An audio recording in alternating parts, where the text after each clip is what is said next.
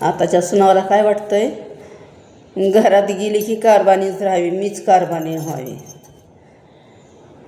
सासरा नको, सासू नको, नणंद घंटाभर आलेली ती सुद्धा नको, जाऊ नको तरी पण मरायला लागल्यात. फाश्या घ्यायल्यात, निघून चालल्यात. एकटा नवरा बी सोसना त्यांना. त्याला काहीतरी घालायचं, काहीतरी चारायचं, मग ते आपल्यासारखं वळवून घ्यायचं. हां, तुझी भावजाई तुला तिकडे तशी करणार आहेच. हां, म्हणून म्हणतात बघा, म्हणून मी सांगते तुम्हाला, किती गोड करू, किती गोड करू बाई, कडू कारल्याची भाजी, सूनबाई माझी.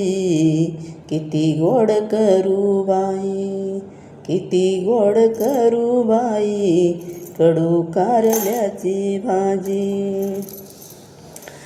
सासूबाई माझी, सासूबाई माझी, किती गोड करू बाई, कडू भोपळ्याची भाजी. किती गोड करू बाई, कडू भोपळ्याची भाजी. भाजी लिदडती लिदडच असते. भोपळ्याला किती पण शिजवा, पण भोपळा लिदडच असतो.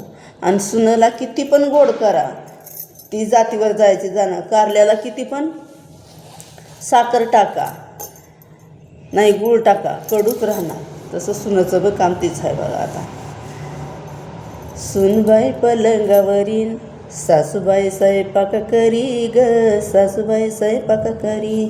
सूनबाई पलंगावरी, सूनबाई पलंगावरीन, सासूबाई झाडू मारीन. सूनबाई पलंगावरी, आता कलियुग हाय गाबरीन. सूनबाई पलंगावरी, सूनबाई पलंगावरीन, सासूबाई, सासूबाई झाडू मारीन, सासूबाई झाडू की मारी.